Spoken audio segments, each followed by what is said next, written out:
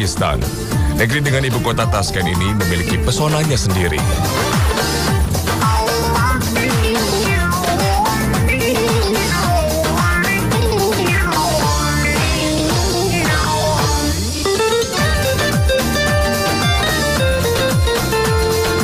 Terletak di jantung Asia, Uzbekistan yang berbatasan langsung dengan Afghanistan, Kazakhstan, Turkmenistan, dan Tajikistan baru meraih kemerdekaannya 1991 setelah runtuhnya Uni Soviet pada tahun yang sama.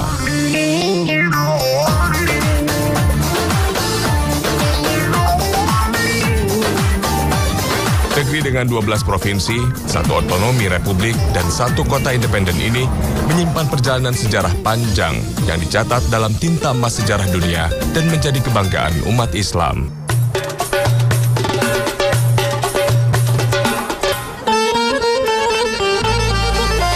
Di Uzbekistan, dengan segala pesona dan keunikannya ini, aku, sang musafir, menelusuri jejak-jejak Islam dan kebesaran Allah Subhanahu wa Ta'ala di negeri ini.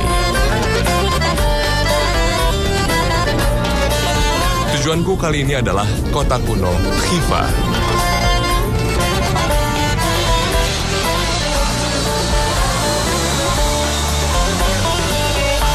Setelah 2 jam perjalanan udara, aku tiba di kota Khiva. Kota tua yang masih mempertahankan identitas tuanya.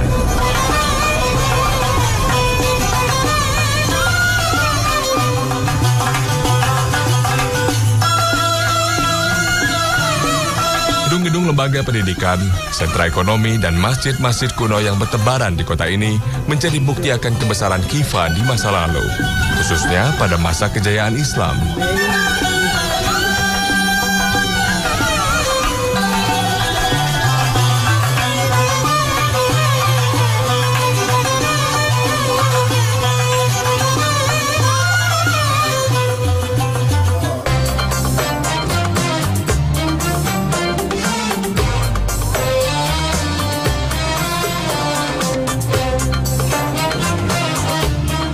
Islam mulai bersemi di Khwarizmia sejak awal abad ke-8 Masehi di bawah pimpinan Qutaibah bin Muslim al-Bahili, seorang panglima dan gubernur Khurasan pada masa kekhalifahan Umawi di Damaskus. Sejak itu, Muslim berkembang secara bertahap, layaknya proses perkembangan agama Allah Subhanahu wa Ta'ala.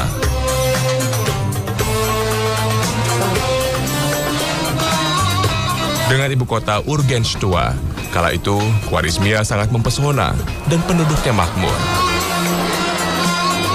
Rakyat Khwarizmia menikmati kemakmuran dan kekayaan dari beragam hasil bumi dan industri yang berkembang pesat pada era kejayaan Islam.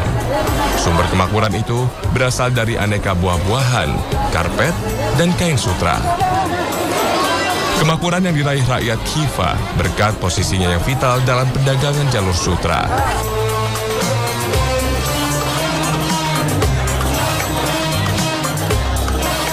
Kota Khiva atau Khwarizmia pun berubah menjadi pusat perdagangan dan peradaban Islam yang dikagumi dunia. Itu sebabnya, di kawasan Khwarizmia lahir sederet ilmuwan Muslim yang karya-karyanya menjadi cikal bakal ilmu-ilmu pengetahuan modern, seperti Al-Khwarizmi dan Al-Biruni. Kang, Al-Khwarizmi memang dikenal sebagai bapak dari ilmu pengetahuan karena beliaulah yang menemukan aljabar, algoritma, dan ilmu ini terus dikembangkan sampai sekarang. Dah, berkat Al-Khwarizmi ini juga, maka di kota Khiva ini banyak berdiri ratusan madrasah pada kala itu dan terus mengembangkan ilmu pengetahuan. Jadi Mas Alfian, semua ini didorong oleh semangat agama untuk mencari ilmu. Sebab ilmu ini merupakan kunci keberhasilan di dunia dan di akhirat. Agama Islam tidak pernah mengkotomi atau tidak pernah membeda-bedakan antara ilmu agama dan ilmu umum. Karena keduanya merupakan penyeimbang kehidupan. Ketika Allah Subhanahu wa Ta'ala mengajarkan kepada Nabi Adam alaihissalam, itu berbagai macam hal. Wa 'allama Adamal asma'a kullaha.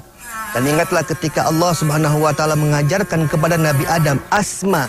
Asma itu dari kata isim, yaitu nama benda. Apakah Allah hanya mengajarkan nama benda kepada Nabi Adam dan menjadikan Nabi Adam sebaik-baiknya makhluk? Tentu tidak. Tapi Allah mengajarkan asma di sini nama-nama benda beserta ilmunya. Allah mengajarkan pegunungan dengan ilmunya. Allah mengajarkan perbintangan dengan ilmunya. Dan berbagai macam hal. Dan ini merupakan kebutuhan hidup manusia. Dengan ilmu, semua tantangan kehidupan manusia bisa terjawab. Dan bisa diperoleh. Sebagaimana hadis Nabi Muhammad SAW. Man arada dunya fa'alaihi bil ilmi. Siapa yang ingin dunia, maka kuncinya dengan ilmu. Wa man aradal akhirah fa'alaihi bil ilmi. Siapa yang ingin mendapatkan akhirat, kuncinya dengan ilmu. Wa man aradahuma fa'alaihi bil ilmi. Dan siapa yang ingin mendapatkan keduanya, kuncinya dengan ilmu. Jadi ilmu ini merupakan kebutuhan hidup manusia. Bahkan kebutuhan ini melebihi kebutuhan makan kita. Mas Al, coba. Sehari makan berapa kali? 3 kali mungkin. Yang paling banyak orang makan 3 kali, kecuali orang yang doyan makan. Tetapi kebutuhan kita terhadap ilmu ini melebihi kebutuhan kita terhadap makan. Setiap waktu, setiap saat kita membutuhkan terhadap ilmu. Dan bukti konkretnya, bagaimana Islam memberikan perhatian besar terhadap ilmu. Ketika Allah Subhanahu wa Ta'ala menurunkan ayat yang pertama kali turun.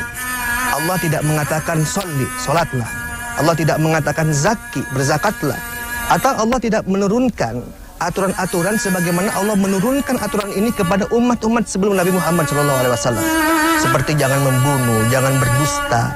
Tapi apa yang pertama kali Allah turunkan? Apa yang pertama kali Allah katakan? Allah mengatakan Iqra, bacalah. Ini perintah untuk membaca. Artinya perintah Allah ini harus kita kerjakan. Sebab kalau kita tidak mengerjakan, maka kita kufur dari Allah Subhanahu wa Ta'ala. Allah telah memberikan nikmat akal kepada kita. Maka kita kufur kalau tidak mengisi akal kita dengan ilmu pengetahuan. Nah, karena itu, inilah bukti konkret Islam yang mendorong kita untuk mencari ilmu. Bahkan bukan hanya untuk mencari ilmu, tapi menemukan ilmu-ilmu lain yang belum didapatkan oleh orang lain. Maka tidak heran jika Allah Subhanahu wa Ta'ala mengangkat derajat ilmuwan-ilmuwan muslim seperti Al-Khwarizmi. Karena ini janji Allah Subhanahu wa Ta'ala. Yarfa'illahu alladhina amanu minkum walladhina utul ilma darajat. Allah akan mengangkat orang-orang yang derajat, orang-orang yang beriman dan orang-orang yang memiliki ilmu.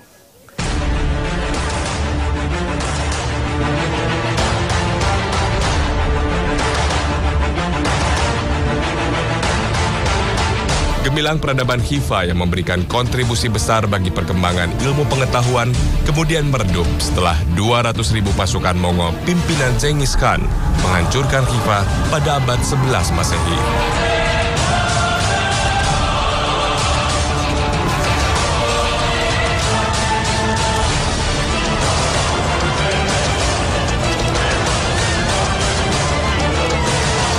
Selain menghancurkan infrastruktur dan pusat-pusat pengetahuan, Genghis Khan menangkap para ilmuwan untuk dimanfaatkan di Mongol.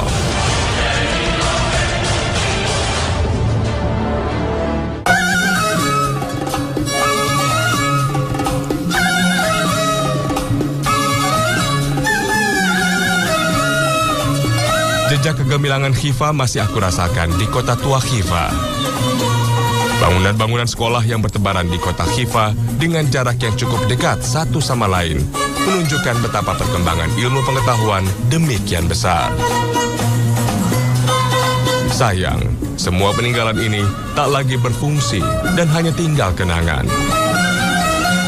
Sebagian besar telah berubah fungsi menjadi hotel, restoran, dan museum. Aku, sang musafir, masih penasaran dengan sosok-sosok yang membesarkan kota ini.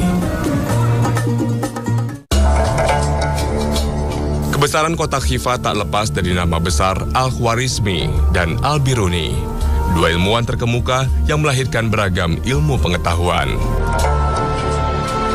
Nama aslinya Muhammad bin Musa. Sebutan Khwarizmi merujuk pada kota kelahirannya, yaitu kota Khwarizmia.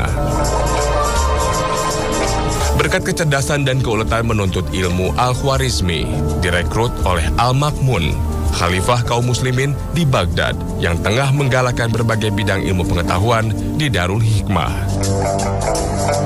Di institut inilah Al-Khwarizmi mengembangkan konsep algoritma.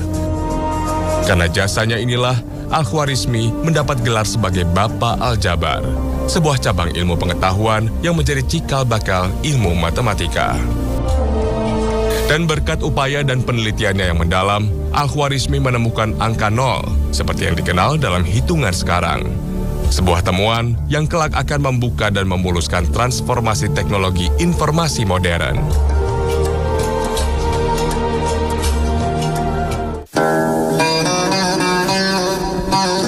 Itu sebabnya sosok Al-Khwarizmi selalu menjadi kebanggaan warga Khiva. Aku, sang musafir, terus menelusuri sudut-sudut kota bersejarah ini, berharap menemukan jejak sosok jenius Al-Khwarizmi. Selain patung monumen yang terletak di halaman benteng tua, tak ada lagi jejak Al-Khwarizmi di kota kelahirannya.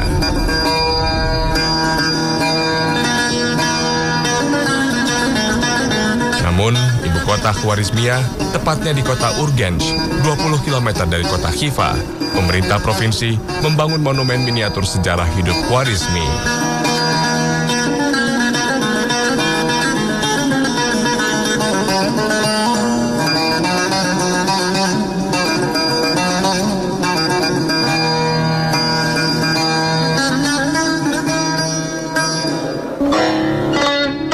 Jauh dari lokasi ini, sebuah monumen yang sama dibangun untuk didedikasikan pada ilmuwan Al-Biruni. Penemu 3 ilmu pengetahuan yang lahir di kampung Al-Biruni tak jauh dari kota Khiva.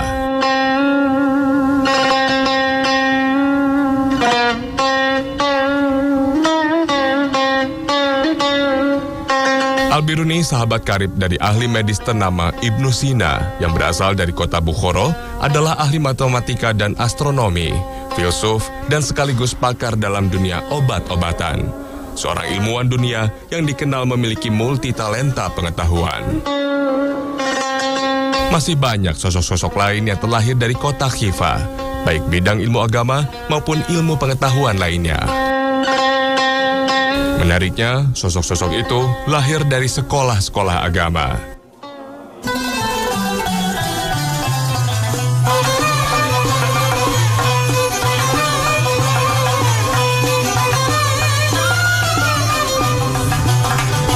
Kota Khiva patut berbangga dengan lahirnya sosok-sosok dunia dari rahimnya. Kota yang membesarkan masa depan dunia ini sebenarnya telah ada sejak masa purba. Beberapa riwayat menyebutkan kota Khiva pertama kali dibangun oleh Syam, putra Nabi Nuh alaihissalam. Riwayat ini cukup mengusikku, sang musafir, karena peristiwa Nabi Nuh terjadi di kawasan Babilonia, Irak, sementara Khiva berada di Uzbekistan, tepat di jantung Asia.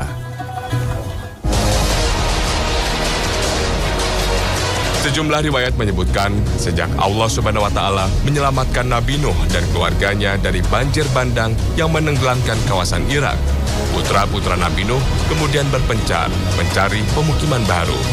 Seorang di antaranya adalah Sam bin Nuh. Maka wajar jika kemudian sampai tiba di Uzbekistan. Saat menggali untuk mencari air, Sam bin Nuh menemukan mata air dengan air tanah yang sangat segar. Saat itulah, ia berteriak menyebut nama Khiva, yang berarti senang sekali. Dan sejak itulah, orang mengenal kawasan ini dengan nama Khiva.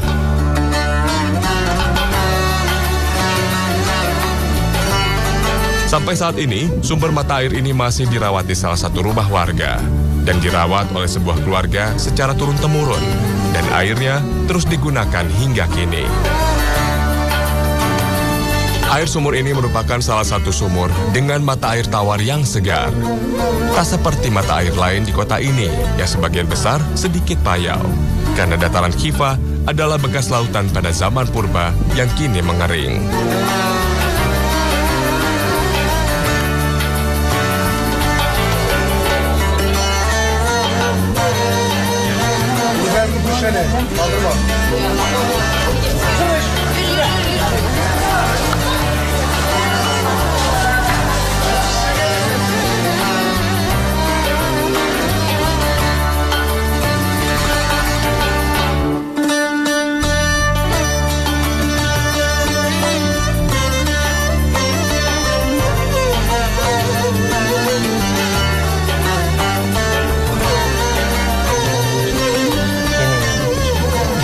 sumber kehidupan.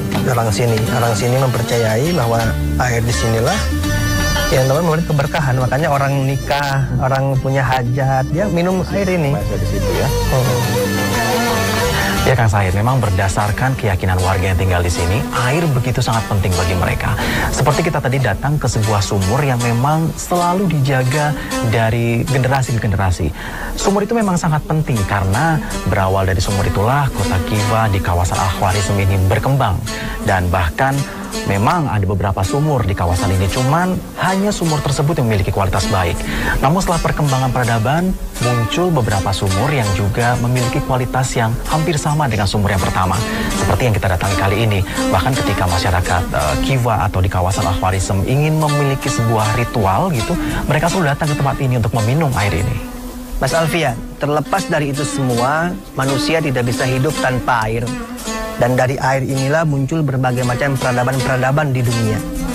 Kota Mekah, itu sebelum ada air Zam-Zam, hanya sebuah lembah yang kering yang tidak ada apa-apa. Setelah Allah munculkan air Zam-Zam, orang mulai berdatangan dan terbentuklah kota Mekah. Pada dasarnya bumi ini kering, tidak ada apa-apa. Kemudian Allah turunkan air ke bumi dan tumbuhlah berbagai macam kehidupan-kehidupan di dunia. Inilah yang difirmankan oleh Allah Subhanahu wa taala, wa taral arda hamidatan fa idza anzalna 'alaihal ma ihtazzat wa rabat wa ambatat min kulli zawjin bahiz. Dan engkau melihat pada awalnya bumi itu kering, tidak ada apa-apa. Kemudian kami turunkan air ke bumi, tumbuhlah berbagai macam kehidupan-kehidupan dan menjadikan bumi subur. Dan dari subur itulah tumbuh berbagai macam tumbuh-tumbuhan yang beraneka ragam. Mas Alfian, makanya dari adanya air muncul berbagai macam kehidupan. Adanya kehidupan ini menunjukkan adanya kebudayaan. Dari kebudayaan itulah menjadikan peradaban-peradaban. Kita bisa melihat peradaban Babilonia bisa tegak berdiri karena saat itu ada sungai Tigris. Peradaban Fir'aun bisa tegak berdiri karena ada sungai Nil dan lain sebagainya. Jadi berawal dari air inilah muncul berbagai macam peradaban-peradaban di dunia. Dan Masya Allah, Allah Subhanahu wa ta'ala memberikan kepada negeri kita air yang sangat melimpah. Bahkan bukan hanya melimpah, tapi kebanyakan. Sampai-sampai banjir, Mas Alfian. Kenapa bisa banjir? Padahal ini anugerah yang Allah berikan kepada kita. Kenapa anugerah bisa berubah menjadi musibah? Karena kita sendiri yang tidak bisa menjaga, melestarikan air. Dengan membuang sampah sembarangan, dengan menebang pepohonan, dengan menggunduli gunung-gunung dan lain sebagainya. Nah, itulah yang menyebabkan anugerah menjadi musibah. Kota Kiva telah mengabdikan dirinya terhadap agama dan dunia dengan lahirnya sosok-sosok yang membesarkannya. Negeri yang kini di bawah kekuasaan Uzbekistan ini kini telah mengupayakan untuk mengembalikan masa keemasan yang pernah diraihnya. Sekalipun aktivitas keagamaan terlihat minim di negeri ini, akibat terkungkung dalam sentimen agama selama kekuasaan Uni Soviet. Namun begitu, kesadaran beragama dan tradisi agama yang masih mengakar di masyarakat Uzbekistan menjadi modal utama untuk kebangkitan Islam di jantung Asia ke depan.